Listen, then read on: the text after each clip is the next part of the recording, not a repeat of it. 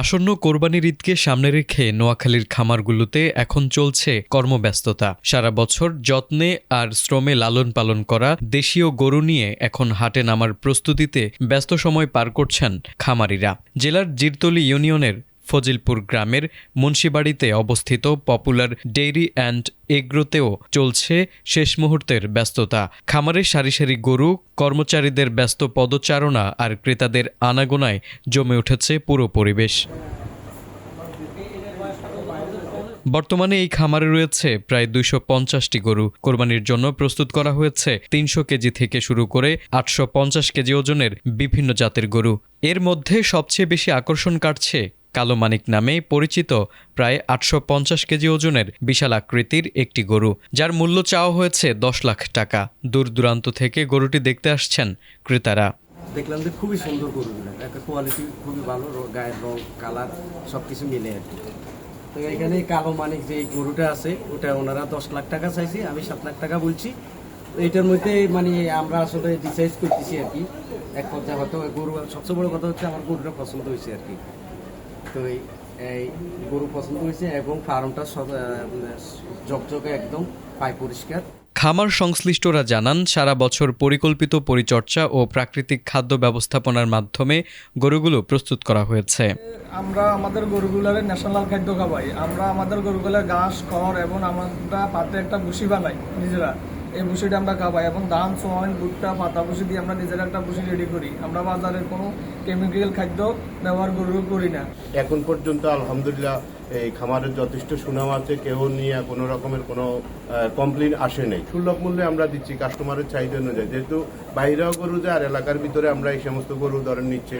তো অন্যদিকে একই ইউনিয়নের বাংলাবাজার এজি এগ্রো ফার্মে কোরবানিকে ঘিরে চলছে গরু লালন পালন ব্যস্ত প্রস্তুতি। এই খামারে নিজস্ব তত্ত্বাবধানে প্রাকৃতিকভাবে লালন পালন করা হয়েছে প্রায় 200 এর অধিক গরু। খামার সংশ্লিষ্টরা বলছেন, দেশীয় গরুর প্রতি মানুষের আগ্রহ বাড়ায় এবার ভালো বিক্রির আশা করছেন তারা। আমার গরুর ভিতরে কোনো রকম কৃত্রিমতা নাই এবং প্রত্যেকটা গরু চর্বিমুক্ত, যেরকম রগে রগে মাংসের আনাচে কানাচে চর্বি, আমার গরুতে এটা পাবেন না। আমার সম্পূর্ণ দেশি প্রযুক্তিতে খানা, আমার নিজের ফার্মেন্টেশন, আমি নিজের ফিটে তো খাবাই না। আমার সব হইল ঘাস, কাঁচা ঘাস আর আমার ভুট্টা সাইলেস, এটার উপর ইনশাআল্লাহ আমার গরু আসলে দেখবেন সুন্দর এবং 2 রকমের গরু আছে। জেলা প্রাণী সম্পদ কর্মকর্তা বলছেন, কোরবানির পশুর চাহিদার তুলনায় সরবরাহ বেশি রয়েছে। খামার ও কৃষক পর্যায়ে পশুর স্বাস্থ্য সুরক্ষায় নিয়মিত মনিটরিং করা হচ্ছে। পাশাপাশি কোরবানির পশুর বাজারে মেডিকেল টিম ও আইনশৃঙ্খলা রক্ষায় বিশেষ ব্যবস্থা গ্রহণ করা হচ্ছে। আমাদের নোয়াখালী জেলায় 1.5 লক্ষ কোরবানির গরুর চাহিদা আছে এবং তার বিপরীতে আমাদের 1,56,000 প্রায় 6,000-এর উপরে গরু আমাদের উদ্বৃত্ত আছে, যেটা আমাদের জেলার চাহিদা মিটিয়ে পার্শ্ববর্তী জেলা, বিশেষ করে চট্টগ্রাম এবং কুমিল্লা সব বিভিন্ন জায়গায় যাচ্ছে। আর আমাদের প্রাণী সম্পদ বিভাগ আমাদের 9টা উপজেলায় কোরবানির পশু হাটগুলিতে আমাদের ভেটেরিনারি ক্লিনিক থাকবে, ভেটেরিনারি মেডিকেল টিম থাকবে।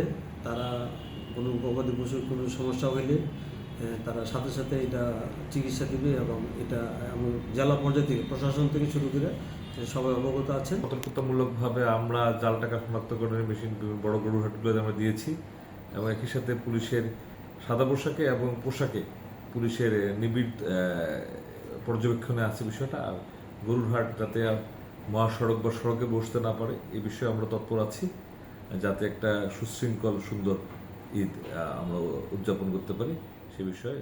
দেশীয় খামারে প্রাকৃতিকভাবে লালন পালন করা গরুর সংখ্যা বাড়ায় এবার কোরবানির বাজারে আমদানি নির্ভরতা কমবে এবং স্থানীয় খামারিরাও লাভবান হবেন বলে প্রত্যাশা খামারিদের। আর ভালো বিক্রির মাধ্যমে ঘুরে দাঁড়াবে স্থানীয় খামার শিল্প ও প্রান্তিক খামারির অর্থনীতি।